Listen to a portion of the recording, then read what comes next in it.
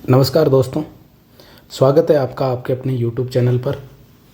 आज हम लोग राजस्थान ज्योग्राफी और इकोनॉमिक्स के एक बहुत ही महत्वपूर्ण टॉपिक जिसका नाम है राजस्थान वन रिपोर्ट 2021। यानी अगर हम रिपोर्ट के नज़रिए से पढ़ें तब तो ये जाता है इकोनॉमिक्स में, और यदि हम इसको क्षेत्र के अनुसार यानी वनों का वर्गीकरण करके क्षेत्र के अनुसार पढ़ें तब ये टॉपिक जाता है आपका ज्योग्राफी में। यानी इकोनॉमिक्स और ज्योग्राफी दोनों एक दूसरे से कोरिलेट होकर चलने वाले सब्जेक्ट हैं, तो बहुत ही महत्वपूर्ण टॉपिक होने वाला आपके लिए। और उम्मीद है कि आप लोगों को ये पसंद भी आएगा, क्योंकि अक्सर एग्ज़ाम हॉल में हमें वन रिपोर्ट से या वनों से क्वेश्चन देखने को मिलते हैं, लेकिन क्योंकि इसमें आंकड़े ज़्यादा है तो इस वजह से हम लोग क्या करते हैं कि इस टॉपिक से बचने का प्रयास करते हैं, और एग्जामिनर हमारा वही फॉल्ट देखता है, और जिस टॉपिक से हम बचने का प्रयास करते हैं एग्जामिनर वहीं से प्रश्न पुटअप कर देता है। तो चलिए शुरुआत करते हैं, लेकिन उससे पहले यदि आप लोग चैनल पर नए हैं तो चैनल को एक बार सब्सक्राइब कर लीजिए, साथ ही साथ बेल आइकन को प्रेस कर लीजिए, जिससे आपको आने वाली तमाम वीडियोज़ की नोटिफिकेशन मिलती रहे। तो चलिए शुरुआत करते हैं। अब हो सकता है कि आपके लिए वीडियो थोड़ा सा लंबा हो, क्योंकि इस वीडियो में मैंने आपके वन रिपोर्ट से रिलेटेड तमाम पहलुओं को कवर करने की कोशिश की है, तो थोड़ा सा पेशेंस बनाए रखें, क्योंकि अच्छी चीज़ें गेन करने के लिए आप लोगों को पेशेंस बना के रखना पड़ेगा। तो हो सकता है वीडियो आपको बोरिंग भी लगे, क्योंकि इसमें खूब सारे डाटा है। तो अब डाटा को सिंपल भाषा में किस प्रकार से हम याद कर सकते हैं, तो मैं मेरी तरफ से प्रयास करता हूँ और उम्मीद है कि आप सबको पसंद आएगा। तो चलिए शुरुआत करते हैं। सबसे पहले कि ये जो राजस्थान वन रिपोर्ट 2021 है, यदि हम बात करें तो ये क्रमानुसार कौन सी है, तब हमारा आंसर होगा कि ये क्रमानुसार 70वीं वन रिपोर्ट है।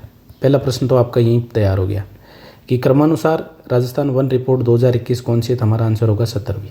फिर इसकी जारी होने की तिथि है 13 जनवरी 2022। 13 जनवरी 2022 को इसको जारी किया गया था, और इसको जारी करने वाला जो मंत्रालय है उसका नाम है केंद्रीय वन एवं जलवायु परिवर्तन मंत्रालय, जो कि भारत सरकार का मंत्रालय है, और इसके द्वारा इस रिपोर्ट को जारी किया गया था। अब आप लोगों को कमेंट क्वेश्चन बताना है कि वर्तमान में केंद्रीय वन एवं जलवायु परिवर्तन मंत्री कौन है भारत सरकार में। फिर इसका जो प्रकाशन होता है ये प्रत्येक 2 वर्ष में किया जाता है, यानी प्रत्येक 2 वर्ष बाद इसका प्रकाशन किया जाता है। फिर पहली बार इसका जो प्रकाशन किया गया था वो किया गया था 1987 में, और इसके लिए आंकड़े जो संग्रहण करने का कार्य करता है वो करता है भारतीय वन सर्वेक्षण संस्थान, जो कि आपका देहरादून में स्थित है। देहरादून, कमेंट बॉक्स में बताओ देहरादून कौन से राज्य में। फिर इन्होंने ये जो आंकड़े कलेक्ट किए थे ये इसरो के एक भारतीय दूर संवेदी उपग्रह है जिसका नाम है रिसोरसेट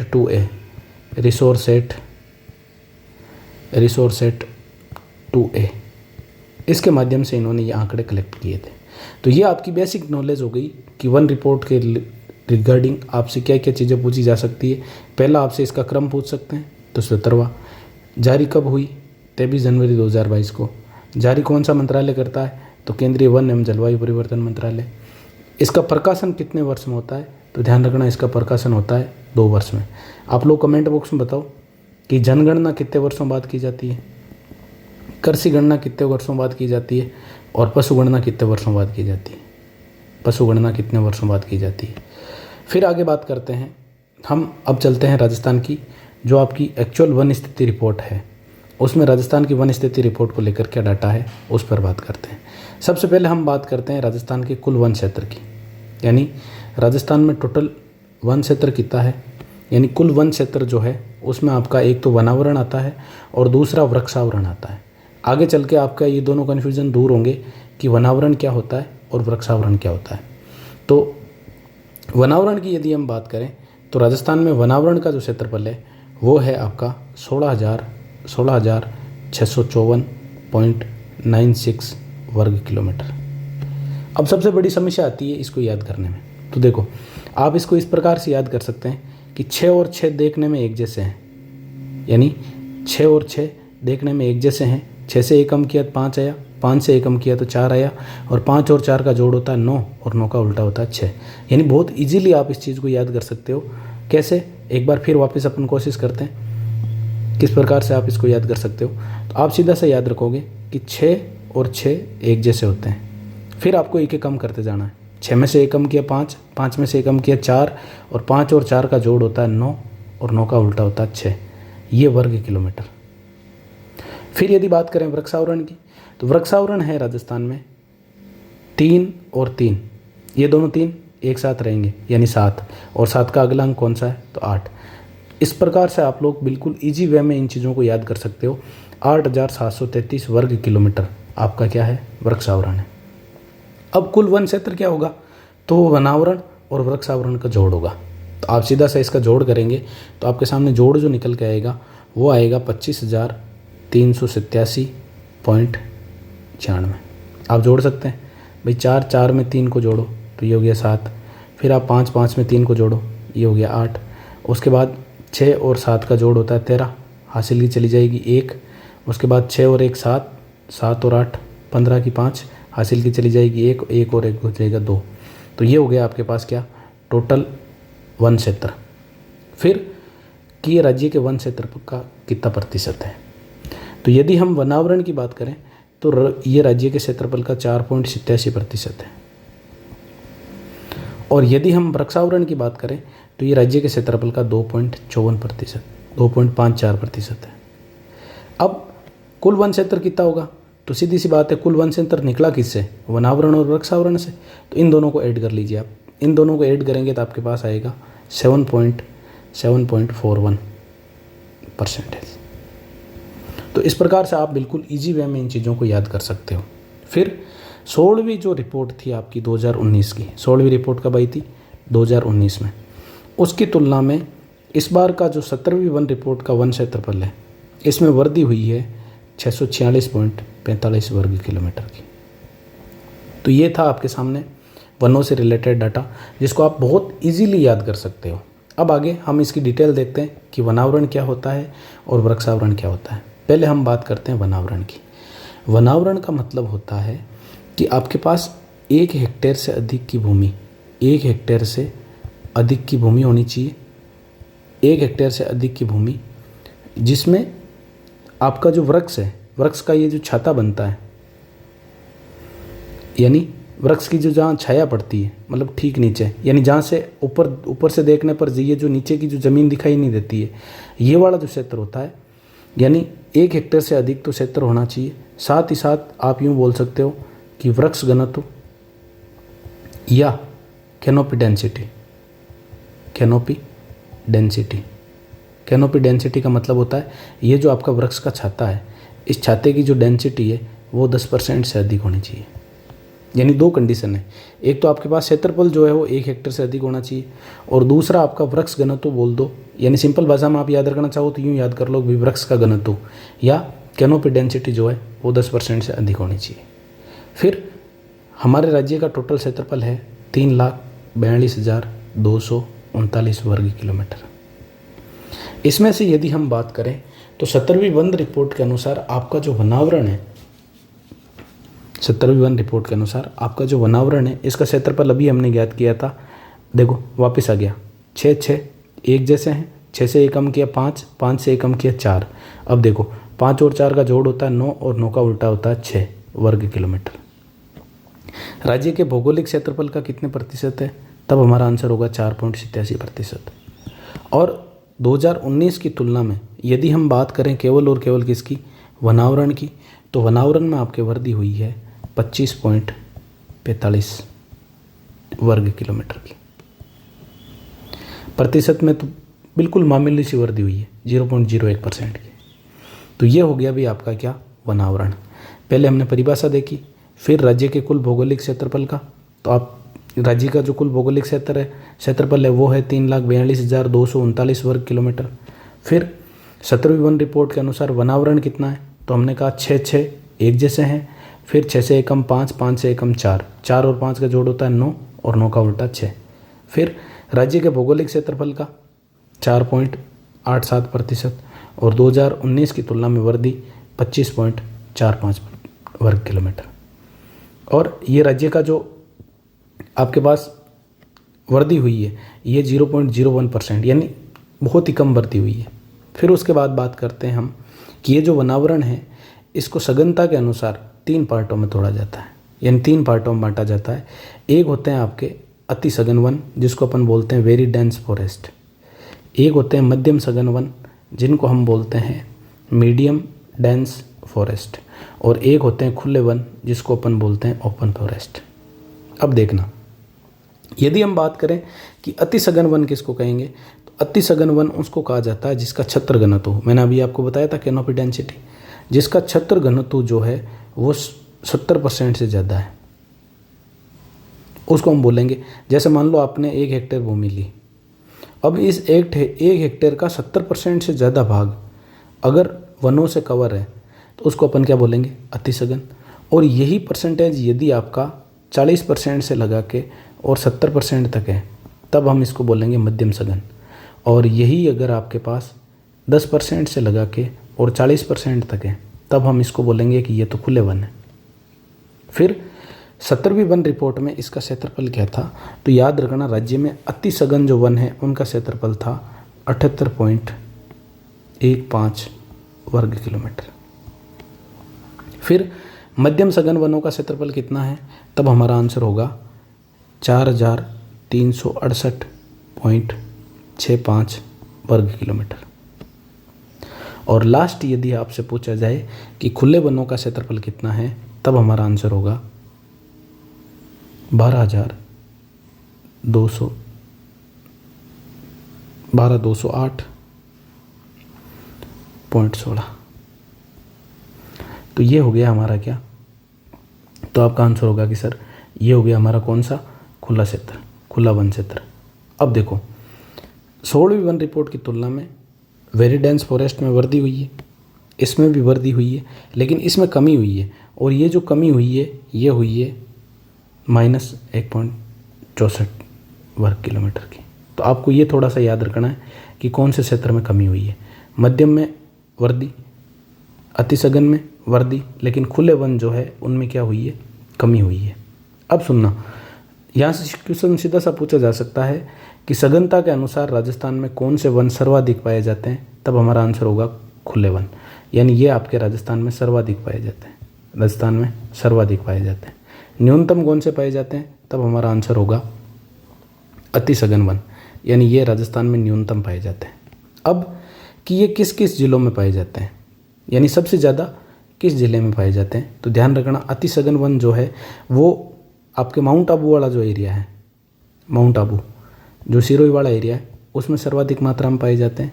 वहीं आपके मध्यम सघन वन जो है ये सर्वाधिक उदयपुर में पाए जाते हैं। और खुले वन भी सबसे ज़्यादा कहाँ पाए जाते हैं, तो हमारा आंसर होगा उदयपुर में। अब क्योंकि ये तो बहुत कम मात्रा में है तो थोड़ा थोड़ा क्षेत्रफल इसका आपका जो अरावली पर्वतीय प्रदेश है उसके जो ज़िले हैं उनमें पाया जाता है। स्पेशली स्थान पूछ ले तो आप लोग याद रखना माउंट आबू।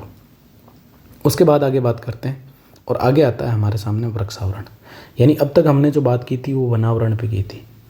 अब हम जो बात करने वाले हैं वो करने वाले हैं वृक्षावरण पे। एक बार ये हो जाए उसके बाद मैं आपको 1 मिनट में सारी चीज़ें रिवाइज करवा दूंगा।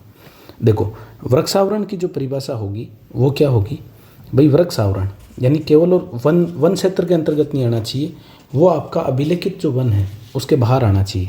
यानी अभिलेखित जो वन है, अभिलेखित वन के बाहर का क्षेत्रफल, जिसका क्षेत्रफल तो 1 हेक्टेयर से कम हो, क्षेत्रफल 1 हेक्टेयर से कम हो और वर्ग घनत्व जो है वो 10% से कम हो। अब आप बोलोगे सर सिंपल भाषा में इसको क्या बोलेंगे, तो सिंपल भाषा में आप यूँ समझो कि जैसे हम लोग सड़क के किनारे देखते हैं कि पौधे लगे हुए हैं, जैसे हम लोग गांव में तालाब होते हैं, तालाब पे देखते हैं कि पौधे लगे हुए हैं तालाब के चारों तरफ, या कोई भी सार्वजनिक भूमि है, सार्वजनिक भूमि उस पर हम देखते हैं कि पौधे लगे हुए हैं। तो ये वाला जो वन वृक्ष होते हैं, क्योंकि अब ये तो पर्टिकुलर वन क्षेत्र में तो आते नहीं है, लेकिन ये वन क्षेत्र से बाहर स्थित है, तो अब इसको वनों में काउंट नहीं करते हैं, हम इसको काउंट करते हैं किसमें, वृक्षावरण में। तो ये वाला जो क्षेत्रफल होता है जो अभिलेखित वन के बाहर होता है और जिसका क्षेत्रफल 1 हेक्टेयर से कम होता है, साथ ही साथ वृक्ष घनत्व जो है वो 10% से कम होता है, उसको हम लोग लेते हैं वृक्षावरण में। 17वीं वन रिपोर्ट के अनुसार हमारा वृक्षावरण अभी हमने याद किया था 3 दोनों साथ में रहते हैं और 7 का अगला 8, यानी 8,733 वर्ग किलोमीटर। फिर राज्य के भौगोलिक क्षेत्रफल के कितने प्रतिशत पर है, तब हमारा आंसर हो जाएगा 2.54%। और यदि आपसे पूछा जाए कि इनमें वृद्धि कितनी हुई, तब हमारा आंसर होगा इनमें जो वृद्धि हुई थी वो हुई थी 621 वर्ग किलोमीटर की। तो ये आपका हो गया क्या, वृक्षावरण। अब 2 मिनट में आपकी दोनों चीज़ें मैं रिवाइज करवा देता हूँ। सीधा सिंपल सा था, कुछ भी ज़्यादा आपको लोड लेने की ज़रूरत है ही नहीं, बहुत ही ईजी सा आप इसको कर सकते हो। देखो कुल वन क्षेत्र जो है, कुल वन क्षेत्र क्या होता है, तो आप लोगों ने कहा सर एक तो वनावरण होता है प्लस इसमें वृक्षावरण होता है। मैंने कहा वनावरण, तो आप लोगों को सीधा सा याद है 6 एक जैसे हैं, 6 से 1 कम 5, 5 से 1 कम 4, पॉइंट 5 और 4 का जोड़ 9, 9 का उल्टा 6। फिर वृक्षावरण, तो आपने कहा सर 3 एक साथ है और 7 का अगला 8। इन दोनों का जब आप लोग जोड़ करेंगे तो इनका जो जोड़ आएगा वो आएगा 25,387.96। आप जोड़ करके भी देख सकते हैं। फिर प्रतिशत के अनुसार देखें तो आप देखो ये था आपके सामने 4.87 और ये था 2.54। टोटल निकालना है तो दोनों को जोड़ लो 7.41। इस प्रकार से आप डाटा को बहुत इजी वे में याद कर सकते हो। शॉर्ट में आप लोगों को इस प्रकार से लिख के रखना चाहिए इसको, ताकि आप इसको बहुत अच्छे से याद कर सको।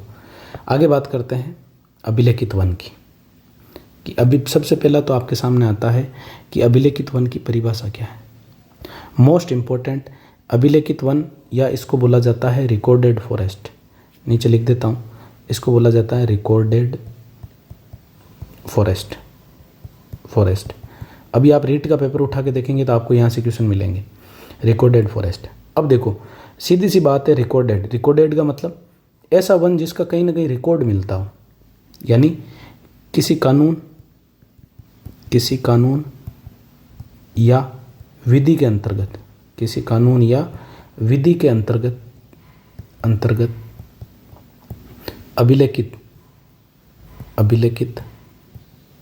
अभिलेखित का मतलब होता है लिखना, या रिकॉर्ड किया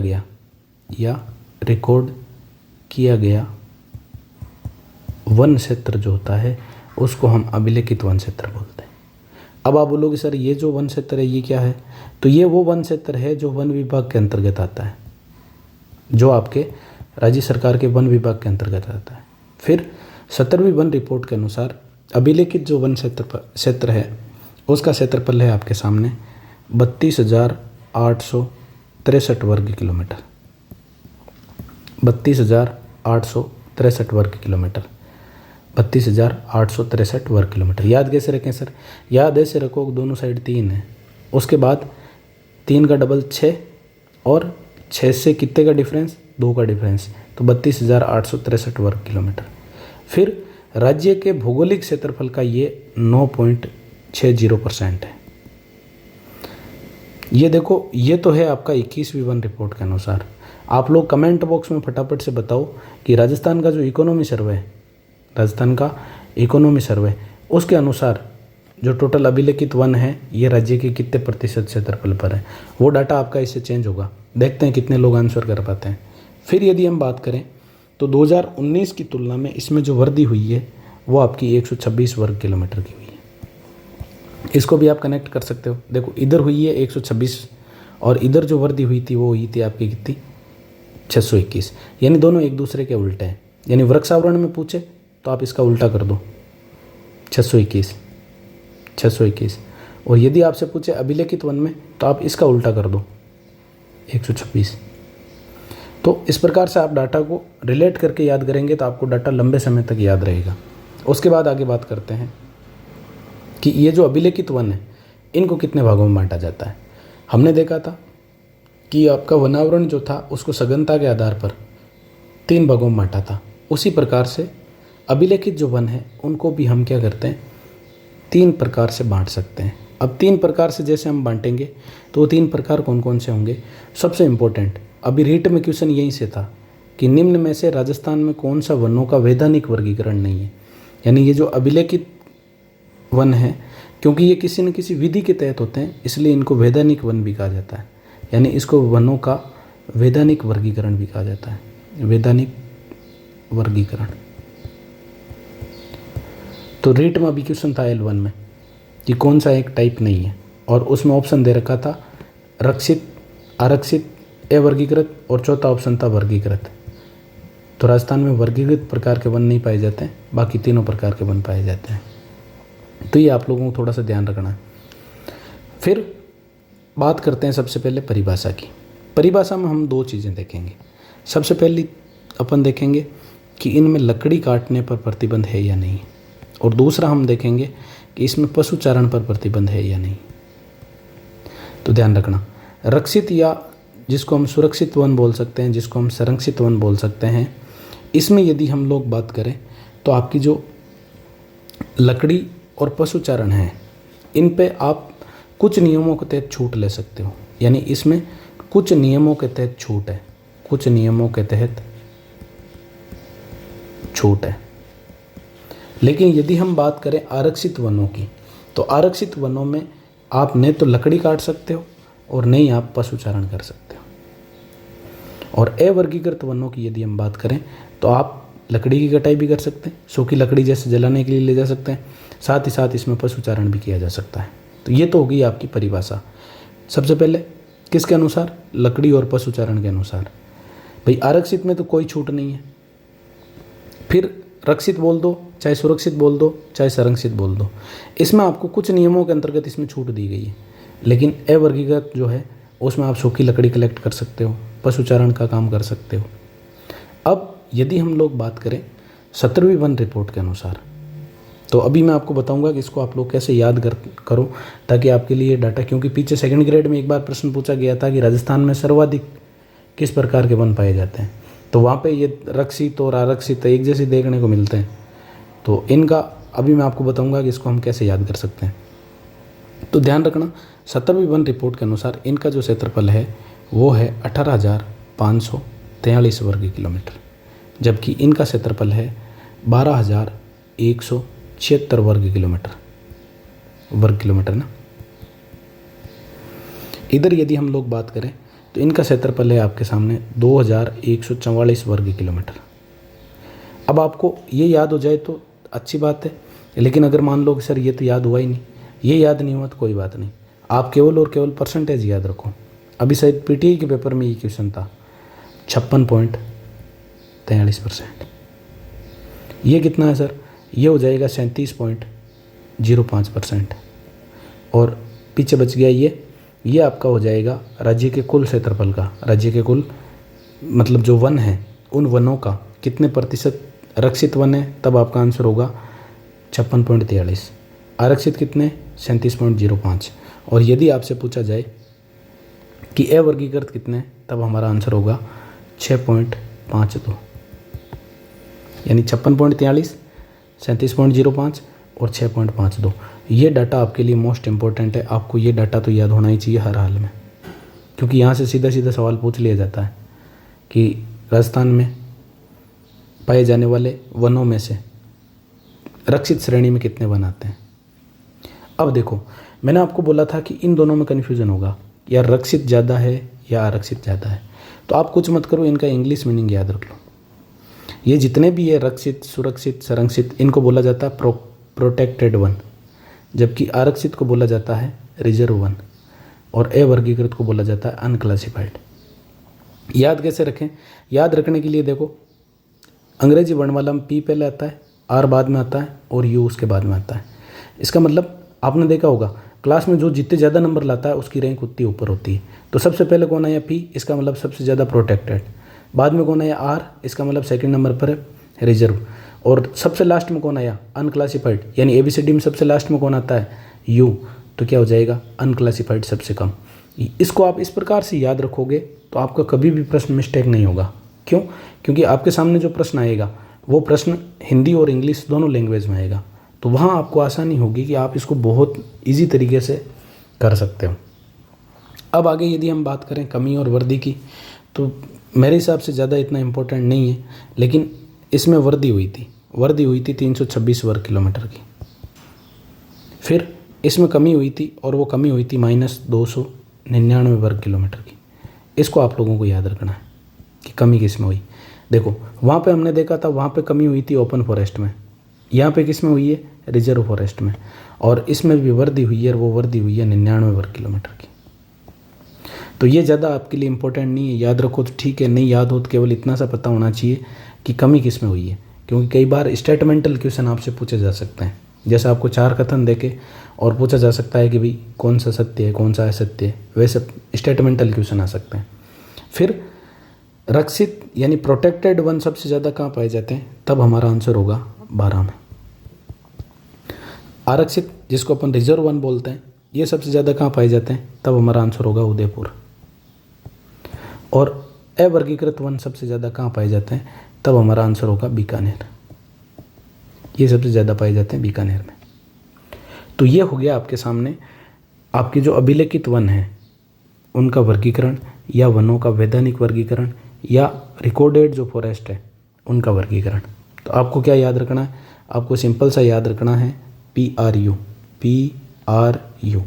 पी कितना 56.43, देखो दोनों में 1 का डिफरेंस, दोनों में 1 का डिफरेंस।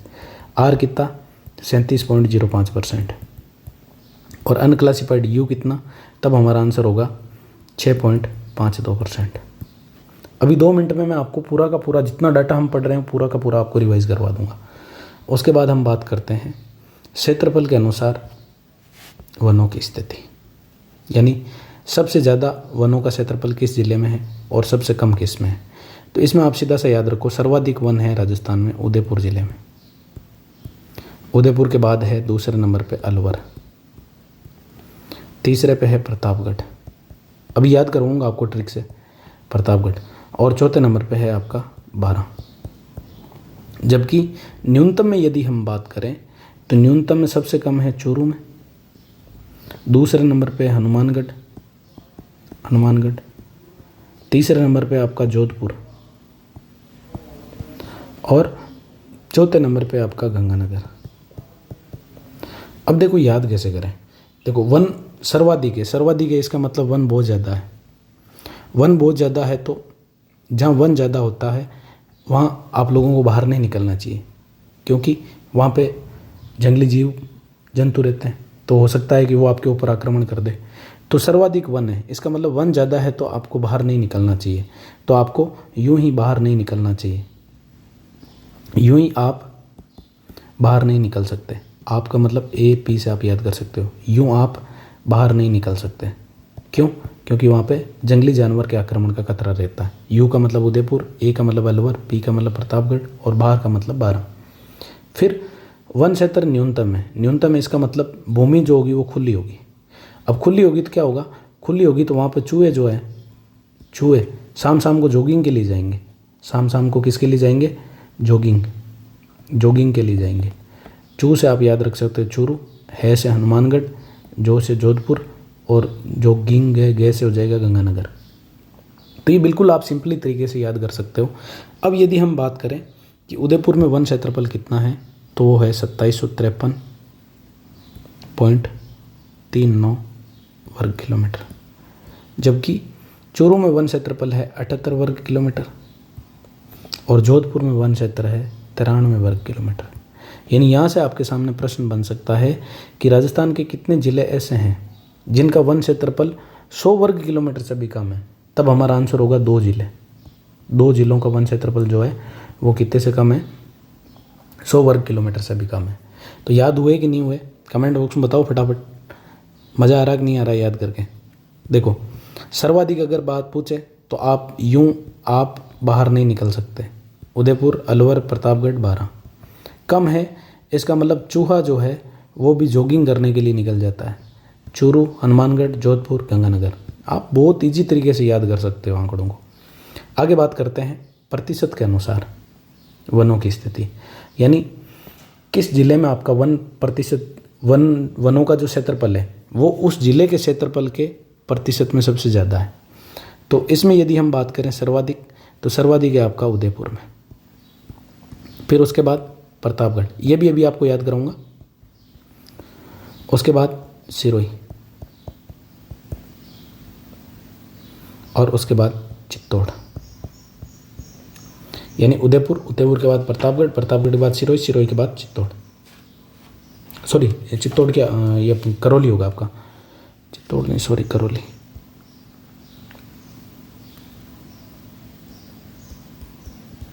करौली। फिर यदि हम बात करें न्यूनतम की, तो न्यूनतम आपके कहाँ है, सबसे कम 1% है जोधपुर में, और ये तो 0.5 से भी कम है, यानी 0.47%। फिर उसके बाद क्या है, चूरू, चूरू के बाद सबसे बड़ा ज़िला जैसलमेर, और उसके बाद बीकानेर। अब देखो प्रतिशत के अनुसार जिलों की स्थिति कैसे याद करेंगे। उदयपुर में यदि हम बात करें तो उदयपुर का जो वन क्षेत्रफल है वो लगभग आपका 23.49 यानी 23.5 याद कर लो, 23.5% के लगभग है। अब देखो इसको याद कैसे करेंगे भाई, जिनके परसेंटेज आपने देखा होगा अपनी क्लासों में, जिसके परसेंटेज सबसे ज़्यादा होते हैं वो लोग यूपीएससी की तैयारी करते हैं। तो आप सिंपली इसको, ऐसा नहीं है कि कम परसेंटेज वाले नहीं करते हैं, आप इसको अन्यथा नहीं लें, लेकिन एक नॉर्मल अपन बोलते हैं कि सर्वाधिक परसेंटेज वाले क्या करते हैं, यूपीएससी की तैयारी करते हैं। और जिनके मेरी तरह न्यूनतम, मेरी तरह जैसे मान लो पासिंग मार्क्स लाने वाले लोग हैं, उनका कि उनके परसेंटेज कम बन गए तो ज़्यादा परसेंटेज वालों ने क्या कर ली, यूपीएससी की तैयारी कर ली। और जिनके न्यूनतम परसेंटेज बने, मैंने कहा वो क्या करेंगे, तो आपने कहा कि जो न्यूनतम परसेंटेज बना रहे हैं, यानी जो न्यूनतम परसेंटेज बना रहे हैं वो चूजे बेचेंगे। वो क्या करेंगे, चूजे यानी मुर्गी के बच्चे, चूजे बेचेंगे। आप इसको अन्यथा ना लें, ये केवल और केवल आप लोगों को याद करवाने के लिए बताया जा रहा है। जो का मतलब जोधपुर, चो का मतलब चूरू, जे का मतलब जैसलमेर, और बेचेंगे का मतलब बीकानेर।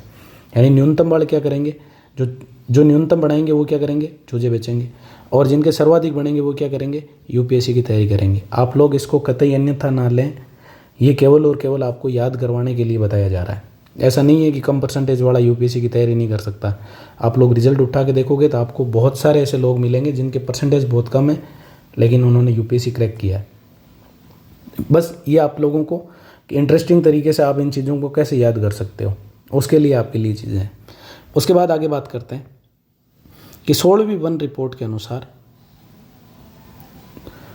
जिन जिलों में कमी या वृद्धि हुई है, तो अब अपन बात करते हैं इसमें। तो आप केवल और केवल एक एक ज़िला याद रख लो। सबसे ज़्यादा वृद्धि वाले ज़िले की यदि हम बात करें तो सबसे ज़्यादा वृद्धि हुई थी अजमेर ज़िले में। अजमेर के बाद पाली में, पाली के बाद बीकानेर में, बीकानेर के बाद नागौर में। यानी वन क्षेत्रफल कहाँ का बड़ा है, सबसे ज़्यादा बड़ा अजमेर, अजमेर के बाद किसका, पाली का, पाली के बाद बीकानेर का, और बीकानेर के बाद नागौर का। देखो पूरे याद हो जाए आपको तो बहुत अच्छी बात है, पूरे याद नहीं हो तो केवल और केवल आप एक याद कर लो, अजमेर। कमी की यदि हम बात करें तो देखो जहाँ साक्षरता दर में कमी है, इसका मतलब जिला कौन सा, जालौर। जालौर के बाद करौली, जालौर, जालौर के बाद करौली, करौली के बाद सिरोही, और सिरोही के बाद कौन आ जाएगा, भरतपुर।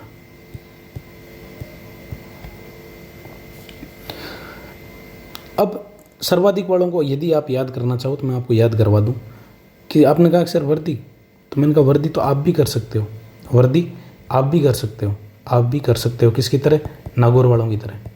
वर्दी आप भी कर सकते हो किसकी तरह, नागौर वालों की तरह।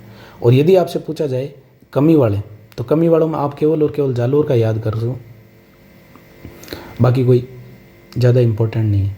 यानी वर्दी भाई आपको कमी करनी है तो कमी तो कभी भी जाकर कर सकते हैं, जाकर कभी भी कमी सीखी जा सकती है। तो जालौर, करौली और सिरोही ये आपके हो जाएंगे क्या, सर्वाधिक कमी वाले। सबसे ज़्यादा कमी किस में हुई, जालौर में। सबसे ज़्यादा वृद्धि किस में हुई, अजमेर में। अब आपको याद रखना है कि 17वीं वन रिपोर्ट में राजस्थान के आपके टोटल 19 जिलों में तो वृद्धि हुई, जबकि पीछे बच गए 14 जिले, इन 14 जिलों में कमी हुई। ये थोड़ा सा आप याद रख लेना। तो सर्वाधिक वृद्धि अजमेर में, फिर न्यूनतम वृद्धि या सबसे ज़्यादा कमी, न्यूनतम वृद्धि बोल दो चाहे सर्वाधिक कमी बोल दो, वो किस में हुई, जालौर में। अब उसके बाद आगे बात करते हैं हम कि राज्य में झाड़ी वनों की क्या स्थिति है। अब बस थोड़ी सी देर में आपका होने वाला है पूरा चैप्टर, क्योंकि जो मेन आपके रटने वाले डाटा थे वो हमने बहुत अच्छे से कर लिए, और लास्ट में मैं आपको 2 मिनट में सारे डाटा रिवाइज करवा दूंगा कि किस प्रकार से आप लोग इस डाटा को रिवाइज कर सकते हो विदिन 5 मिनट। 5 मिनट में आपका जो ये 30-35 मिनट का वीडियो है इसको आप पूरा कवर कर सकते हो। अब देखो, झाड़ी वनों के क्षेत्रफल की यदि बात करें तो राज्य में झाड़ी वनों का क्षेत्रफल है 4808.51 वर्ग किलोमीटर। यदि बात करें कि राज्य के भौगोलिक क्षेत्रफल का ये कितने प्रतिशत है तो ये है 1.41%। अब देखो डाटा को कनेक्ट करो आप यहाँ से, भाई झाड़ी वन कितना है 1.41, 7.41 क्या था 1 क्षेत्र। आप याद करो 10.41%। भारत का जो टोटल क्षेत्रफल है उसका 10.41% किसके पास है, राजस्थान के पास। और आप लोग ऐसे भी याद कर सकते हो कि लूणी नदी का जो अपवा क्षेत्र है वो भी राजस्थान के अपवा क्षेत्र का 10.41 है। तो 41 वाला डाटा आपके पास एक जगह लिखा होना चाहिए। फिर यदि बात करें वृद्धि कितने की हुई तो ये लगभग 48.47 वर्ग किलोमीटर की हुई थी। ज़्यादा इम्पोर्टेंट नहीं है, आप बस इतना सा याद रखो। फिर उसके बाद एक सर्वाधिक झाड़ी वन कहाँ पाए जाते हैं, सर्वाधिक झाड़ी वन पाए जाते हैं आपके पाली जिले में, जबकि न्यूनतम झाड़ी वन जो है वो आपके हनुमानगढ़ जिले में पाए जाते हैं। आप बस केवल और केवल इतना सा याद रखो, सर्वाधिक झाड़ी वन पाली जिले में और न्यूनतम झाड़ी वन कहाँ पे, हनुमानगढ़ जिले में। हनुमानगढ़ जिले में इनका लगभग क्षेत्रफल है 7 वर्ग किलोमीटर, जबकि पाली जो जिला है, पाली जिले में इनका क्षेत्रफल है लगभग 358 वर्ग किलोमीटर। तो आप केवल एक एक याद कर सकते हो, और आप चाहते हो कि नहीं सर हम तो 2-3 याद करेंगे तो भी कर सकते हो। पाली के बाद कौन है, करौली। करौली के बाद कौन है, सिरोही। ये तो क्या है, सर्वाधिक झाड़ी वाले। जबकि न्यूनतम झाड़ी वाले ये आप किसे का, ये उत्तरी राजस्थान जो है हनुमानगढ़। हनुमानगढ़ के बाद क्या हो जाएगा, गंगानगर, और इधर क्या हो जाएगा, चूरू। तो कैसे याद करें भाई, ज़्यादा जो झाड़ी है, झाड़ी कितनी होती है, गोडों जितनी होती है। अपने जो घुटने होते हैं घुटनों जितनी होती है। घुटनों से आप याद करो, गोडों का मतलब गोडवाड़ प्रदेश, और गोडवाड़ प्रदेश में कौन आता है, पाली आता है, सिरोही आता है, जालौर आता है। तो देखो गोडवाड़ प्रदेश के 2 जिले आ गए और करौली। फिर न्यूनतम कहाँ होंगे भाई, ऊंचाई बहुत कम देखने को मिलती है। ऊंचाई बहुत कम देखने को मिलती है, इसका मतलब राजस्थान का उत्तरी भाग। राजस्थान के उत्तरी भाग में ये आ गया हनुमानगढ़, ये आ गया गंगानगर, और ये आ गया चूरू। तो ऐसे आप याद कर सकते हो। उसके बाद आगे बात करते हैं, भौगोलिक लक्षण के अनुसार वनों का जो वर्गीकरण है वो मोस्ट इम्पोर्टेंट, कई बार सवाल पूछ लिया जाता है, हालांकि बहुत कम चांसेज रहते हैं। आपके जो ज़्यादा चांस है वो है अभिलेखित यानी रिकॉर्डेड वनों से पूछने का। अब देखो, ये भौगोलिक लक्षण और वितरण प्रारूप के अनुसार यानी जलवायु के अनुसार हम वनों को कितने भागों में बांट सकते हैं, 5 भागों में बांट सकते हैं। यानी हमारा जो भूगोल है, यानी कहीं पर हमारे पठार है तो कहीं पर्वत है, कहीं मैदान है तो कहीं मरुस्थल है, तो उसके अनुसार हम इसको कितने भागों में बांटते हैं, 5 भागों में। सबसे पहले हम बात करते हैं, पहला जो टाइप है वो है शुष्क उष्णकटिबंधीय धोक वन। ये जो आपका पटवार प्री था, प्री या मेंस 2015 वाला, उसमें ये क्वेश्चन था और इसको आपको क्रम से जमाना था। तो इसका जो प्रतिशत है ये आपके सामने है 58.11% है, 58.11%। इसका क्वेश्चन अभी आप लोगों ने देखा होगा कि आपका ईओआरओ का जो पेपर हुआ था उसमें भी था कि राजस्थान में सर्वाधिक कौन से वन पाए जाते हैं, तब हमारा आंसर था धोक वन। तो इम्पोर्टेंट तो है क्योंकि चीज़ें दे रखी, इसका मतलब चीज़ें इंपॉर्टेंट है अपने लिए। अब उसके बाद इसका विस्तार कौन कौन से जिलों में, तो आप यूँ याद कर सकते हो कि भाई लगभग अपना जो पूर्वी मैदानी प्रदेश है उस पूर्वी मैदानी प्रदेश में ये पाए जाते हैं। ज़िले याद करना चाहो तो जैसे अजमेर ज़िला हो गया, अजमेर के अलावा अलवर हो गया, अलवर के अलावा बूंदी ज़िला हो गया, फिर चित्तौड़ हो गया, फिर आपका जयपुर ज़िला हो गया, सवाई माधोपुर हो गया, कोटा हो गया, उदयपुर हो गया। यानी इन ज़िलों में पाए जाते हैं। लगभग आपका कौन सा पूर्वी मैदानी प्रदेश आ गया। फिर ये जो ज़िले हैं इनमें जो वन पाए जाते हैं इनको कहा जाता है धोंक वन। तो राजस्थान में सर्वाधिक क्षेत्रफल पर पाए जाने वाले वन कौन से हैं, तो हमारा आंसर होगा धोंक वन। और धोंक वन जो है वो मुख्य रूप से पाए जाते हैं आपके, एक तो अलवर में पाए जाते हैं, एक भरतपुर में पाए जाते हैं। अलवर भरतपुर हो जाएगा, बूंदी हो जाएगा, चित्तौड़ हो जाएगा, सवाई माधोपुर हो जाएगा, करौली हो जाएगा। ये वाले जो ज़िले हैं इन ज़िलों में आपके कौन से वन पाए जाते हैं, तो हमारा आंसर होगा धोंक वन। फिर आगे बात आती है मिश्रित पतझड़ वन या उत्तरी, यह है उत्तरी, टाइपिंग मिस्टेक है।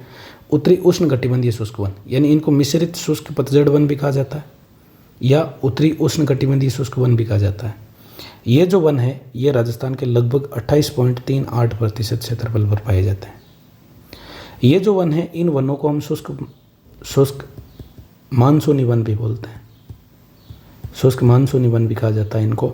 और ये वन मुख्य रूप से आपके जो पाए जाते हैं वो एक तो जैसे अजमेर के अलावा अलवर के साथ जयपुर में पाए जाते हैं, उदयपुर में पाए जाते हैं, सिरोही में पाए जाते हैं।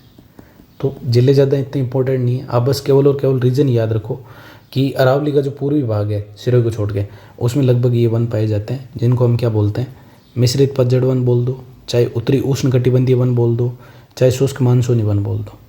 फिर आपके सामने सबसे इम्पोर्टेंट जो बार बार एग्जाम्स में पूछा जाता है और वो है आपका शुष्क सागवान वन, सबसे इम्पोर्टेंट। ये राजस्थान के 6.86% क्षेत्रफल पर पाए जाते हैं, 6.86% क्षेत्रफल पर पाए जाते हैं। यानी राजस्थान में जितने भी आपके वन हैं उन वनों का 6.86% क्षेत्रफल। सुनना जरा, इनका जो विस्तार है ये आपका दक्षिणी राजस्थान होगा, दक्षिणी राजस्थान। और स्पेशली अगर पूछा जाए कि राजस्थान में सागवान के वृक्ष कहाँ पाए जाते हैं, तब आप लोगों का आंसर होगा सबसे ज़्यादा पाए जाते हैं बांसवाड़ा और डूंगरपुर में, बांसवाड़ा और डूंगरपुर में पाए जाते हैं। अब दक्षिणी राजस्थान में यदि हम लोग बात करें तो एक तो वागड़ वाले सारे के सारे जिले हो जाएंगे, फिर हड़ौती में से आप कोटा को ले लो, झालावाड़ को ले लो जहाँ वर्षा ज़्यादा होती है, फिर इन दोनों के बीच में कौन आ जाएगा, तो आप बोलोगे सर इन दोनों के बीच में चित्तौड़ आ जाएगा और वागड़ के साइड में उदयपुर आ जाएगा। तो इस प्रकार से आप याद कर सकते हो कि दक्षिणी राजस्थान में सागवान के वृक्ष पाए जाते हैं, लेकिन सर्वाधिक सागवान के वृक्ष बांसवाड़ा और डूंगरपुर में पाए जाते हैं। फिर आते हैं आपके मरुस्थल में पाए जाने वाले वन। आपको लग रहा होगा कि मरुस्थल का क्षेत्रफल ज़्यादा है तो वन ज़्यादा होंगे, ऐसा नहीं है। ये है आपके 6.26% क्षेत्रफल पर। कहाँ पाए जाएंगे, तो सीधी सी बात है कि ये पश्चिमी राजस्थान में पाए जाएंगे, यानी अरावली का जो पश्चिमी भाग है उन सारे ज़िलों में लगभग ये वन अपने को देखने को मिलता है। अब इन वनों को कई बार शुष्क वन भी बोल दिया जाता है। देखो, शुष्क मानसूनी वन किसको बोलते हैं, जो पतझड़ वन होते हैं उनको, लेकिन केवल शुष्क वन हो तब हम किसको बोलेंगे, उष्ण कटिबंधीय कांटेदार वनों को। अब ये जो वन है इन वनों को हम बोलते हैं जीरोफाइट्स वनस्पति, जीरोफाइट वनस्पति। आप लोग लिख सकते हैं जीरोफाइट वनस्पति की पहचान क्या होती है। सबसे पहली चीज़ तो देखो इसकी जड़ें होती है लंबी, यानी इसकी जो जड़ आपको देखने को मिलेगी जड़ें लंबी मिलेगी, जड़ें लंबी मिलेगी। क्यों, क्योंकि भूमि के अंदर से इनको पानी को सोखना होता है, इसलिए इनकी जड़ें लंबी होती है। दूसरा, गर्मी बहुत ज़्यादा पड़ती है, भाई गर्मी इतनी पड़ती है आदमी बाहर निकल जाए झुलस जाए, 50 डिग्री टेम्परेचर सहन करना, तो इसके लिए इनकी जो छाल है वो मोटी होती है, छाल मोटी होती है जो कि इनका आंतरिक भाग होता है उसको गर्मी से बचा के रखती है। और तीसरा इनकी विशेषता होती है इनकी जो पत्तियां होती है, इनकी पत्तियां बहुत छोटी होती हैं। पत्तियां छोटी होगी तो उससे क्या होगा, उससे आपका वाष्पोत्सर्जन जो है वो बहुत कम होगा, यानी पानी भाप बन के बहुत कम उड़ेगा। इसी को हम बोलते हैं मरुद्भिद वनस्पति, मरुद्भिद वनस्पति। तो ये आपकी मरुद्भिद वनस्पति की पहचान हो गई। साथ ही साथ ये वाला जो क्षेत्र है इसमें आपको कुछ घासें भी देखने को मिलती है, जैसे सेवण, धामण, करड़, मुरात। ये वाली घासें जो है वो कहाँ पे पाई जाती है, इन शुष्क वनों के साथ पाई जाती है या उष्ण कटिबंधीय कांटेदार वनों के साथ पाई जाती है। फिर उसके बाद आता है आपके सामने अर्ध उष्ण कटिबंधीय वन। ये पाए जाते हैं राजस्थान में मात्र और मात्र 0.39% क्षेत्रफल पर। इसका मतलब ये उन क्षेत्रों में पाए जाएंगे जहाँ 150 सेंटीमीटर से ज़्यादा वर्षा होगी, यानी जहाँ वार्षिक औसत वर्षा का प्रतिशत जो है वो 150 सेंटीमीटर से ज़्यादा हो, वहाँ पे ये वाले वन पाए जाएंगे। और राजस्थान में ऐसा एक ही क्षेत्र है और वो क्षेत्र है आपका माउंट आबू। माउंट आबू सिरोही में ये वन आपको देखने को मिलता है। तो ये आपका भौगोलिक वर्गीकरण भी हो गया। तो आपको सीधा सिंपल सा इनका बस पता होना चाहिए कौन से ज़्यादा है और कौन से कम है। इनमें से आपसे प्रश्न पूछा जा सकता है कि राजस्थान में भौगोलिक दशाओं के अनुसार सर्वाधिक कौन से वन पाए जाते हैं। अब लास्ट बचा आपका वन संरक्षण के लिए प्रयास। तो सबसे पहले हम बात करेंगे भारत की। तो भारत की यदि हम बात करें तो भारत में सबसे पहली जो वन नीति है वो जारी हुई थी 1894 में, जबकि स्वतंत्र भारत की प्रथम वन नीति जो है वो जारी हुई थी 1952 में, 1952। और संशोधित वन नीति हम लेके आए थे 1988 में, 1988 में। इसके अलावा हम 1980 में वन संरक्षण अधिनियम भी लाए, जिसके तहत हमने भारतीय वन सर्वेक्षण संस्थान देहरादून की स्थापना की थी। भारतीय वन सर्वेक्षण संस्थान देहरादून, जिसकी हमने स्थापना कब की? 1981 में, देहरादून, जो ये आंकड़े कलेक्ट करता है आपके लिए और आपका करंट अफेयर बढ़ाता है। इसकी स्थापना हुई थी 1981 में। कौन से एक्ट के तहत? तो वन संरक्षण अधिनियम 1980 के तहत। फिर ये जो वन नीति थी 1988 की वन नीति में हमने प्रोविज़न किया था कि कुल भौगोलिक क्षेत्रफल के 33% वन या 1/3 भाग पर वन होने चाहिए। अब भाई जो पर्वत होते हैं उन पर वन ज़्यादा होते हैं, और जबकि समतल मैदानी भागों पर अगर वन ज़्यादा होंगे, कृषि के लिए भूमि कम होगी, तो सीधी सी बात है कि जनसंख्या में हम टॉप पे हैं, तो जनता को खिलाएंगे क्या? तो इसलिए मैदानी जो भाग है, इन मैदानी भागों में तो वनों का प्रतिशत निर्धारित किया गया कि भाई 20 से 25% होना चाहिए, जबकि पर्वतीय भागों पर लगभग 66%, यानी 2/3 भूमि पर क्या होना चाहिए? वन होने चाहिए, ताकि वहाँ पे जो भूस्खलन जैसी समस्याएं हैं, अब वो अपर्दन वाली जो समस्याएं हैं, उनसे निजात मिले। तो ये आपका 1988 की वन नीति में किया गया था। फिर हमारे संविधान में इसको लेकर के प्रावधान है, तो ध्यान रखना, 42वां संविधान संशोधन, 42वां कॉन्स्टिट्यूशन अमेंडमेंट 1976 के द्वारा हमने वनों को समवर्ती सूची का विषय बना दिया। अब आप लोग फटाफट से कमेंट बॉक्स में बताओ कि जब 42वां संविधान संशोधन हुआ था, उस समय एक तो देश के प्रधानमंत्री कौन थे, दूसरा आप बताओ कि देश के राष्ट्रपति कौन थे, और तीसरा आप लोगों को बताना है कि 46वां जो संविधान संशोधन था ये कब से लागू हुआ। देखते हैं कितने लोग कमेंट बॉक्स में आंसर करते हैं। आगे बात करते हैं कि राजस्थान में वन संरक्षण के लिए क्या प्रयास किए गए। ये आपका लास्ट। तो स्वतंत्रता से पूर्व वन संरक्षण नीति बनाने वाली रियासतें, तो ये अपनी भी 2 रियासतें थी। एक तो थी जोधपुर रियासत। जोधपुर रियासत ने 1910 में अपनी वन संरक्षण नीति बना ली, जबकि दूसरी थी अलवर रियासत, इन्होंने बनाई थी 1935 में। फिर राज्य में वन विभाग की स्थापना की गई थी 1949 में। आप लोग फटाफट बताओ देंगे कि आपकी सिंचाई विभाग की स्थापना कब हुई, और दूसरा आप लोगों को बताना है राजस्व मंडल की स्थापना कब हुई, और एक आपको बताना पशुपालन निदेशालय, इसकी स्थापना कब हुई। देखते हैं कितने लोग आंसर करते हैं। आप पढ़ाई को लेकर कितने सीरियस हो, पता लग जाएगा। फिर राजस्थान राज्य वन अधिनियम बनाया गया था 1953 में। राजस्थान राज्य वन अधिनियम कब बनाया गया? तब हमारा आंसर होगा 1953 में बनाया गया था राजस्थान राज्य वन अधिनियम। और राजस्थान राज्य की पहली वन नीति जो जारी की गई थी वो की गई थी 8 फरवरी 2010 को, और इस प्रकार की वन नीति जारी करने वाला राजस्थान जो है वो भारत का पहला राज्य था।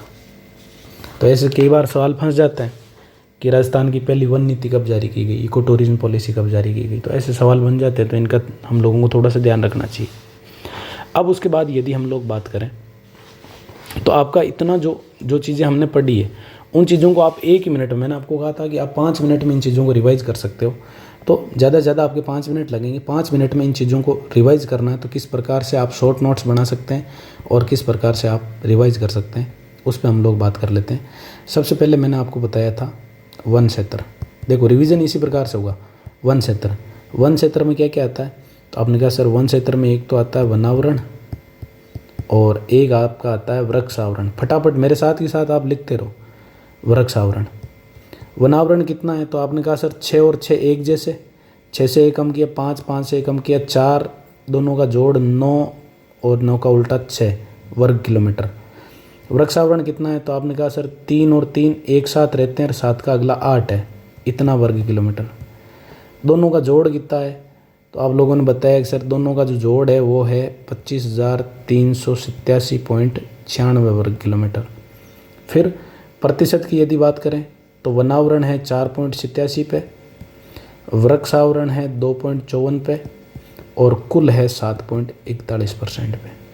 फिर हमने कही थी वनावरण की बात कि इनको कितने भागों में बांटा जाता है, तो इनको 3 भागों में बांटा जाता है। पहले कौन से थे? वेरी डेंस फॉरेस्ट, फिर कौन से थे? मीडियम डेंस फॉरेस्ट, और फिर थे ओपन फॉरेस्ट। ओपन फॉरेस्ट में कमी हुई थी। राजस्थान में सर्वाधिक ओपन फॉरेस्ट पाए जाते हैं, जबकि राजस्थान में न्यूनतम यानी मिनिमम अति सघन वन पाए जाते हैं। इनका क्षेत्रफल कितना? तो आप लोग आंसर दे रहे होंगे 78.15 वर्ग किलोमीटर। इनका कितना? तो आप लोगों ने आंसर दिया था 4368.65 वर्ग किलोमीटर, और इनका तुम लोगों ने आंसर दिया था 12,208 और 8 दूनी 16 होता है वर्ग किलोमीटर। बताओ देखिए इसमें क्या दिक्कत है? तो पूरा मामला सेट है वन क्षेत्र का। तो अब आगे बात कर लेते हैं हम लोग कि राज्य का जो आपके अभिलेखित यानी रिकॉर्डेड जो वन है, रिकॉर्डेड वन क्षेत्र, रिकॉर्डेड वन क्षेत्र की यदि हम बात करें तो 32,863 वर्ग किलोमीटर पे था। इसको हमने 3 भागों में डिवाइड किया था। रिकॉर्डेड बोल सकते हो, वैधानिक बोल सकते हो, या अभिलेखित बोल सकते हो, कुछ भी बोलो, बात एक ही है। सबसे पहले हमने बात की थी, वो की थी हमने प्रोटेक्टेड, जिसको रक्षित, आरक्षित या सुरक्षित बोला जाता है। फिर हमने बात की थी रिजर्व की, रिजर्व को बोला जाता है आरक्षित। और फिर हमने बात की थी अनक्लासिफाइड। यदि बात करें प्रोटेक्ट की तो ये थे आपके 56.43। रिजर्व कितने थे? तो ये थे 37.05। और अनक्लासिफाइड कितने थे? तो ये थे आपके 6.52। सबसे ज़्यादा कौन से? प्रोटेक्टेड। सबसे कम कौन से? अनक्लासिफाइड। कमी किस में हुई? तो कमी हुई रिजर्व में।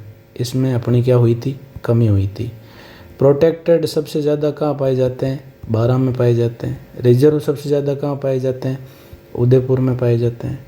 जबकि अनक्लासिफाइड सबसे ज़्यादा कहाँ पाए जाते हैं? तो आप लोगों का अक्सर बीकानेर में पाए जाते हैं। ये 2 ही मिनट में आपके याद हो गए।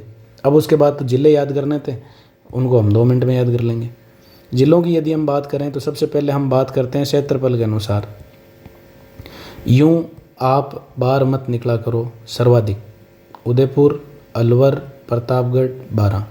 न्यूनतम की यदि हम बात करते हैं तो चूहे वहाँ पे क्या करते हैं? वहाँ पे चूहे जो है वो जॉगिंग करते हैं। चूरू, हनुमानगढ़, जोधपुर, गंगानगर, ये लो जी क्षेत्रफल के अनुसार हो गए। फिर प्रतिशत के अनुसार बात करें तो प्रतिशत में यदि सर्वाधिक की बात करें तो सर्वाधिक प्रतिशत वाले यूपीएससी की तैयारी करते हैं तो उदयपुर, प्रतापगढ़, उदयपुर के बाद प्रतापगढ़, प्रतापगढ़ के बाद सिरोही, सिरोही के बाद करौली। और जिनके परसेंटेज कम होते हैं यानी जो कम परसेंटेज बनाते हैं वो चूजे भेजते हैं कहाँ पे? बीकानेर में।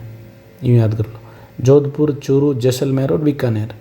उसके बाद आगे बात करते हैं तो हम बात करते हैं सर्वाधिक कमी और सर्वाधिक वर्दी वाली। तो सर्वाधिक यदि हम वर्दी की बात करें तो वर्दी कहाँ पे हुई? अजमेर में। उसके बाद पाली में, पाली के बाद बीकानेर में, और बीकानेर के बाद नागौर में। यानी आप भी वर्दी कर सकते हो नागौर वालों की तरह। फिर सर्वाधिक कमी की यदि हम लोग बात करें तो सबसे ज़्यादा कमी कहाँ हुई? तो सीधा सा आंसर होगा जालौर में। जालौर के बाद कहाँ हुई? करौली में। उसके बाद कहाँ हुई? सिरोही। और सबसे लास्ट में भरतपुर किया था हमने। तो आपको तो अजमेर और जालौर अच्छे से याद होना चाहिए। ये हो गई भी आपकी न्यूनतम और सर्वाधिक और कमी और वर्दी। वर्दी वाले जिले थे 19, कमी वाले जिले थे 14। उसके बाद यदि आगे बात करें तो आगे हमने बात की थी झाड़ी वनों की। झाड़ी वनों की यदि हम बात करें तो झाड़ियों का क्षेत्रफल है 4808। देखो 4 दूनी 8, 8 की बार 2 बार 0.451 वर्ग किलोमीटर। राज्य के क्षेत्रफल 1.41% पर। फिर हमने बात की थी सर्वाधिक झाड़ी गोडा गोडाणी हुए यानी गोडवाड़ प्रदेश। गोडवाड़ प्रदेश का मतलब पाली हो गया, पाली के अलावा सिरोही हो गया। पाली के अलावा कौन हो गया? सिरोही हो गया। और बीच में कौन आ गया? तो आपने कहा अक्सर बीच में करौली आ गया। तो झाड़ी सर्वाधिक मतलब झाड़ी होती है गोडों तक की होती है। उसके बाद कमी यानी ऊंचाई पे जाएंगे तो कमी देखने को मिलेगी। तो इधर आपका पहले नंबर पे हनुमानगढ़ हो गया, दूसरे पे गंगानगर हो गया, और तीसरे पे आपका चूरू हो गया। तो ये आपके झाड़ी वन भी याद हो गए। झाड़ी वन के बाद फिर हम लोगों ने बात की थी कि राज्य का जो प्रादेशिक वितरण है उसके अनुसार। तो सबसे पहले हमने देखा था कि शुष्क उष्णकटिबंधीय दोहक वन, तो दोहक वनों का हमने कहा था कि राज्य में सर्वाधिक पाए जाते हैं और 58.11% क्षेत्रफल पर पाए जाते हैं। फिर हमने बात की थी मिश्रित पतझड़ वाले वन, मिश्रित पतझड़ वाले वन, इनके अन्य नाम हमने देखे थे। शुष्क मानसूनी वन भी बोला जाता है, इनको उत्तरी उष्णकटिबंधीय शुष्क वन भी बोला जाता है। इनका क्षेत्रफल था 28.38%। फिर हमने बात की थी शुष्क सागवान वन की। शुष्क सागवान वन की यदि हम लोग बात करें तो राजस्थान में 6.86% क्षेत्रफल पर पाए जाते हैं। सबसे ज़्यादा बांसवाड़ा और डूंगरपुर में मिलते हैं, तो राजस्थान के दक्षिणी भाग में पाए जाते हैं। ये देखो बांसवाड़ा, ये प्रतापगढ़, ये डूंगरपुर, इधर से थोड़ा उदयपुर को ले लो, चित्तौड़ को ले लो, कोटा को ले लो, झालावाड़ को ले लो। उसके बाद हमने बात की थी उष्णकटिबंधीय कांटेदार वन, जिनको हम शुष्क वन भी बोलते हैं। ये जो वन हैं ये आपके पश्चिमी राजस्थान में पाए जाते हैं। 6.26% क्षेत्रफल हो जाएगा। यहाँ पे वनस्पति जो पाई जाती है जीरोफाइट्स पाई जाती है, जिसको हम मरुद्भिद बोलते हैं। क्या क्या विशेषताएं, तो आप लोगों का जड़ें लंबी, छाल मोटी, पत्तियाँ छोटी। और लास्ट हमने देखा था उष्णकटिबंधीय सदाबहार वन। सदाबहार तो सिर्फ और सिर्फ माउंट आबू में रहते हैं, 0.39%। और कहाँ पे पाए जाते हैं, माउंट आबू। ये लो आपकी वन संपदा हो गई, 2 मिनट में आपकी रिवाइज हो गई। तो उम्मीद करते हैं कि आप लोगों को जानकारी पसंद आई होगी। अगर पसंद आई है तो आपके अन्य दोस्तों तक भी शेयर करो। धन्यवाद। मिलते हैं आगे एक नए वीडियो और नई जानकारी के साथ।